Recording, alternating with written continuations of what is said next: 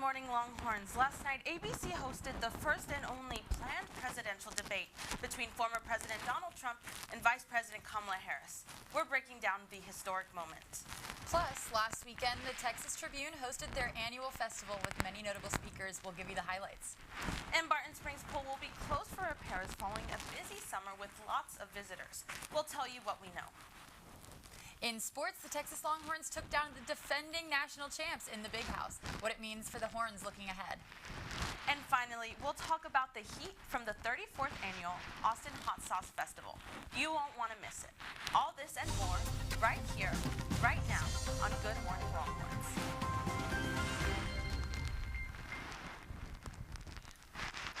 Good morning, Longhorns. For this Wednesday, September 11th, I'm Itza Martinez. And I'm Coco Kennedy. Thanks for joining us back here on TSTV. Itza, how are you doing this morning? Glad to be back. I'm doing great, Coco. It's so great to see you. It's an amazing, first show back for the, semester, and obviously it's a crazy news cycle, so let's get into it.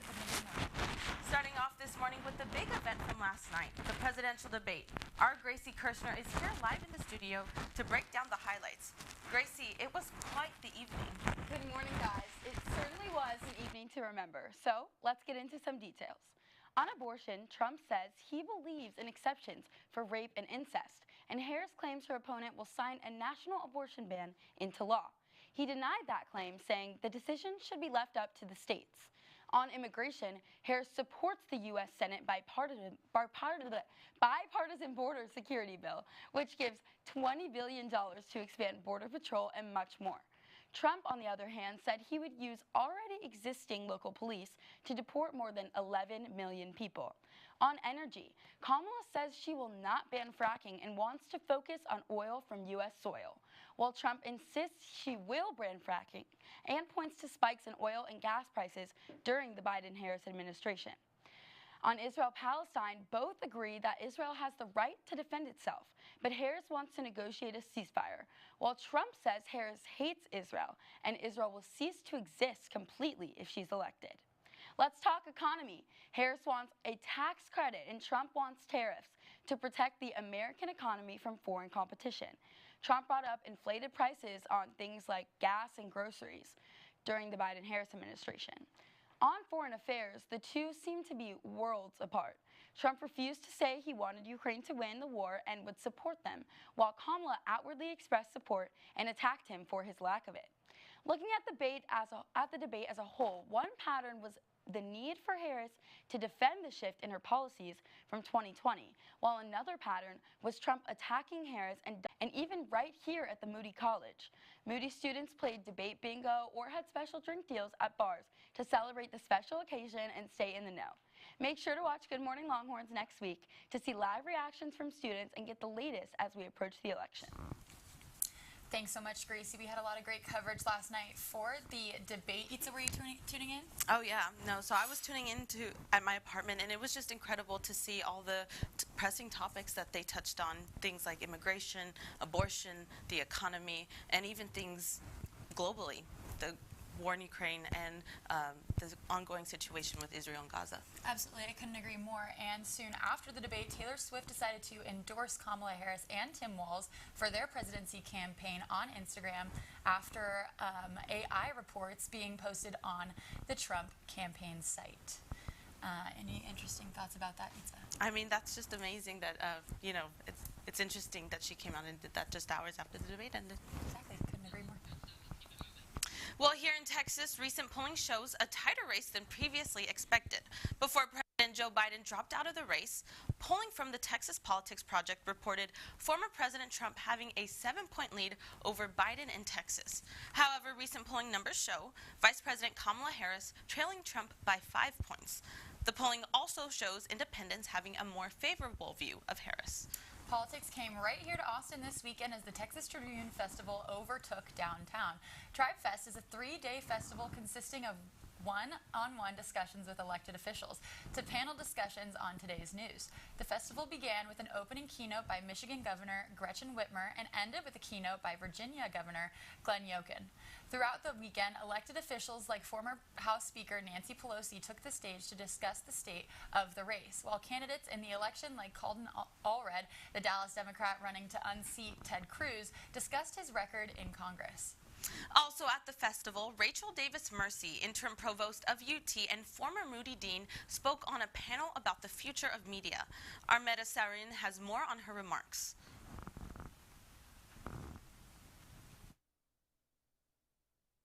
Interim Provost Rachel Davis Mercy spoke on a panel at the Texas Tribune Festival on Saturday with the deans of Columbia University and the City University of New York. Mercy spoke about protecting student journalists and teaching students how to become better media consumers. But it doesn't mean they're not exposed to information. They see it throughout their day. They're exposed to significantly more information than we ever were when we were their age. Our job has to be, how do we teach the critical thinking skills so they can understand the difference between accurate and inaccurate information and ask the right question. We have much more from the Texas Tribune Festival coming up, including a special session honoring the upcoming 50th season of Austin City Limits TV and the impact it's made on our city. You may have gotten a couple of emails regarding leadership reshuffling here at UT. 2 weeks ago, President Jay Hartzell announced Sharon Wood would be leaving her position as Executive Vice President and Provost. Now, former Moody Dean Rachel Davis Mercy is serving as Interim Provost, which became effective last Sunday. Additionally, Katie McGee, who served as Interim Associate Vice President for Student Affairs and Dean of Students, is now serving in the role permanently. Lots of changes happening here on campus. Now for some news about how students are doing in the classroom. The UT Dean of Students office released the official GPAs from the spring 2024 semester, specifically those from members of chapters under the Interfraternity Council. The overall GPA of Greek men is 3.50. That's compared to a 3.46 for university men and a 3.49 for all undergraduates. Compared to the spring 2022 semester, the rankings showed a 0.8 increase in the overall GPA of IFC members. You've probably heard by now that Barton Springs announced the closure of the beloved natural spring due to 2 major leaks found at the base of the pool, which could be dangerous to swimmers. The pool had already been closed for a few weeks. And local agencies are working closely to make necessary repairs. To appease the public, the city has decided to open Deep Eddy's pool 2 hours earlier than usual to accommodate early swimmers. What do you think about that, Coco? Oh, well, I'm sad that Barton Springs is closing, but I am so happy that they're accommodating the public, as it is such a beloved place all across Austin, and I will be visiting the Deep Eddy's pool. Absolutely. Before we head over to the break, we of course can't forget that today marks 23 years since the 9/11 attacks. There are plenty of events to attend in Austin to honor the lives lost at the World Trade Center that day. One event to take note of is the memorial at the Parker Jazz Club, where the club's house band will perform, and there will be a silent auction supporting Hats Off for Veterans, a nonprofit that awards grants to our soldiers. There's also the annual remembrance at Veterans Memorial Park in Cedar Park. A U.S. Marine Corps veteran will sing the national anthem. These events are only some of many that will be taking place today in Austin and nationwide. I'm so happy to be out reporting on 9/11, but it is also important to always recognize our veterans and the people who served in the past. Yeah, absolutely. I think these are great events to go to memorialize what happened on that day. And fall is finally here. We'll get a check with the weather when we come back.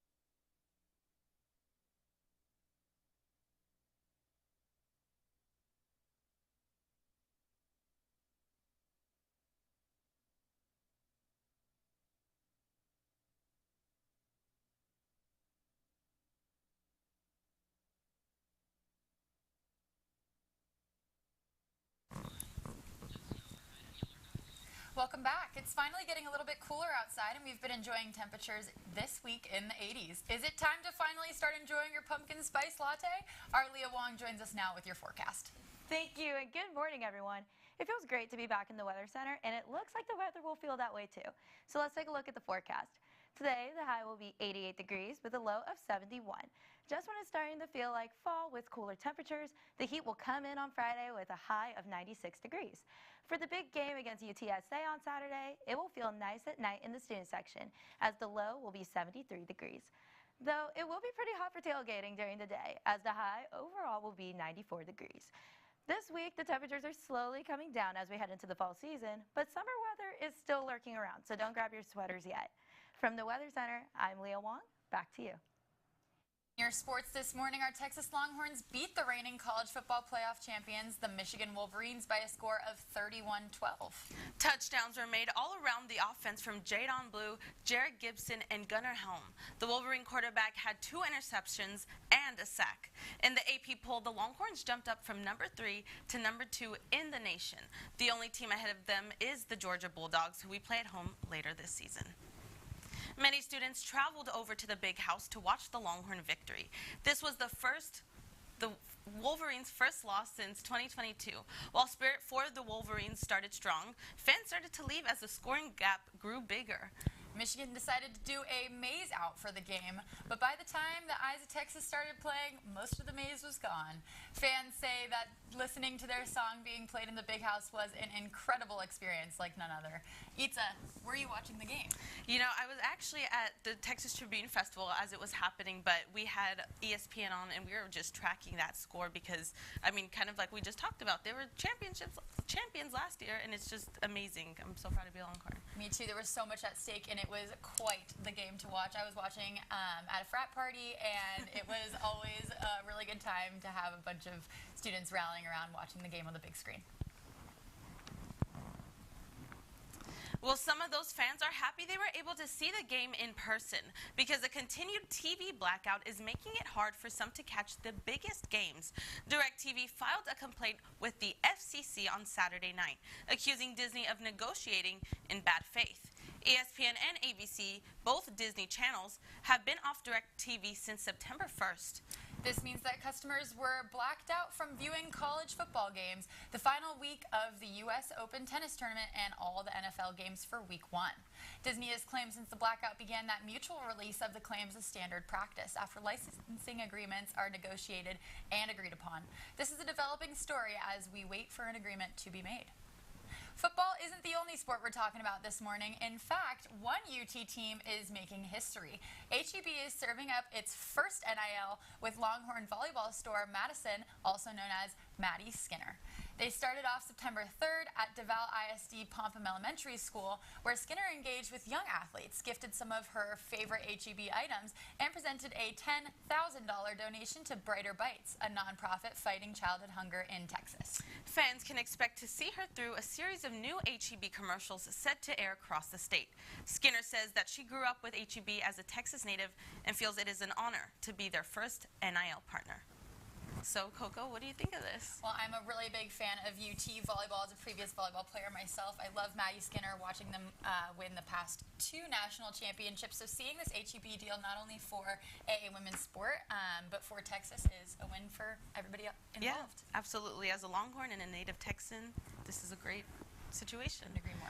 As we mentioned earlier, TSTV News spent the weekend at the Texas Tribune Festival. While there were lots of politicians making their rounds, Good Morning Longhorns checked out one panel that was about anything but politics. Instead, it was all about Austin City Limits. Our Logan Dubel has the story. When UT students hear about Austin City Limits, they often think about the festival that happens every October at Silver Park. But as you're about to hear, this TV show has been running for 50 years and exciting music fans in Austin and beyond. As crowds of politicians and journalists flocked to downtown Austin for the Texas Tribune Festival, 2 men famous for offering an escape from politicking sat down across the street for a conversation about one thing that brings us all together: music. Austin City Limits, a PBS TV show on the air since 1974, appeared to discuss the show's longtime history at the festival. Veteran executive producer Terry Lacona and Grammy-winning country singer Lyle Lovett discussed the show's lasting impact. Now located downtown at the Moody Theater, the show started in 1974 in Studio 6A, located, as you'd guess, on the 6th floor of the Moody College's CMB building. Every time we did taping, write a letter to the president of UT and ask for permission to serve beer at our tapings. As wonderful a venue as the Moody Theater is, gosh, Austin City Limits, I always think about those years at Studio 6A. And after producing the show for most of the last half-century, as for whether Lacona still gets nervous, Right up until the last song and the last concert, and we can feel like it's in the can, and we did it. Another one. Check. And the 50th season of Austin City Limits kicks off on September 28th. This season will include performances by Casey Musgraves and Jelly Roll. For Good Morning Longhorns, I'm Logan. After the break, we'll give you a look into some of the top entertainment stories. Don't go anywhere.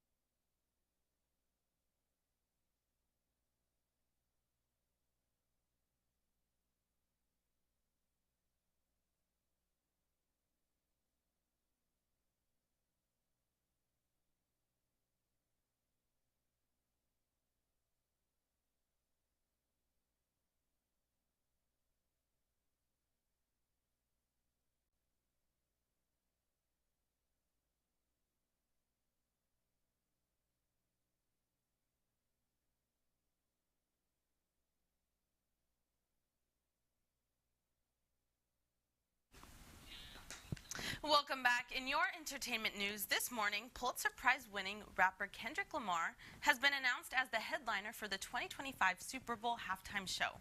Lamar has previously been on the Super Bowl stage, having performed alongside Snoop Dogg, Eminem, 50 Cent, and Mary J. Blige in 2022. However, this will be the rapper's first time headlining. The announcement comes after the release of Lamar's hit song, Not Like Us, in response to a heated feud with rapper Drake. The Super Bowl takes place on February 9th, 2025 at the Superdome in New Orleans. Coco, are you going to be tuning into the Super Bowl next? Absolutely. I'm a big Super Bowl halftime show fan, so having Kendrick Lamar headlining this year is huge in entertainment and in a little bit of a feud with Drake. What do you think? No, I think it's like perfect timing, and I feel like a lot of the viewers that get attracted to watch the Super Bowl are also really into music, and so this kind of is a great combination to bring people who aren't so familiar with sports into watching the Super Bowl and maybe even getting to go to the Super Bowl. So I definitely will be tuning in. I agree. The Dancing with the Stars season 33 cast was revealed last week, and there's a lot of controversy surrounding it. On the positive side, Ezra Sosa, a previous troupe dancer, has been promoted to a pro this season. On the other hand, his partner Anna Delvey has been subject to a lot of hate. The convicted felon is known for stealing $275,000 to finance her luxurious lifestyle. Many celebrities such as Whoopi Goldberg have called out the decision, and even Judge Derek Huff said he was taken by surprise. Delvey will be wearing an ankle monitor throughout the competition, and since she is technically on house arrest, fans wonder how the whole thing is allowed. You can tune in to watch her and Ezra perform on September 17th at 8 p.m. I mean, wow, Coco, this situation is kind of unique and of its kind. It's got to be the first of its kind, that's for sure. Anna Delvey just recently was in a Netflix documentary about her life, and so she has a lot of fame surrounding her. I am curious about this house arrest and how it's even possible to get her out of her house. But Well, tune in. yeah, we'll tune in and find out. I heard it's bedazzled. While some people are tuning in, a small town in central Texas is shutting down their phones. Shiner, Texas, known for its brewery scene, is taking on smartphones as part of their town-wide digital detox. They are switching out their smartphones for Wise phones, which can call, text, navigate, monitor heart rate, and more, without any of the distractions of social media. Their town says their goal is to protect kids from today's toxic digital landscape. The challenge started last Wednesday and will continue for the rest of the year.